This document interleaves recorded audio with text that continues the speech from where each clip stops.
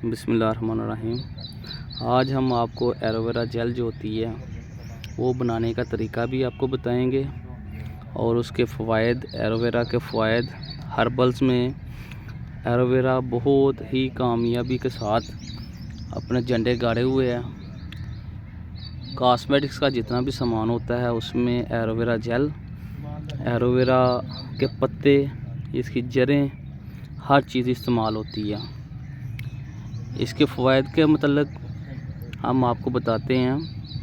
अगर एलोवेरा के ये पत्ते लेके आप इसमें से इसका गूदा निकाल लें और साथ में नींबू डालकर सर के बालों पे लगाएं, बाल नरम, मुलायम, रेशमी हो जाते हैं। और इसके साथ जिल्द पे किसी किस्म की एलर्जी हो, एलर्जी जब भी होती है रेडनेस आ जाती है, जिस्म जो है वो जलने लगता है। वो एलोवेरा का काम है आपके जिस्म को ठंडक पहुंचाना। माशाल्लाह एलोवेरा जो है हर बंदे को घर में ख़ास कर लगानी चाहिए। बहुत मेहरबानी।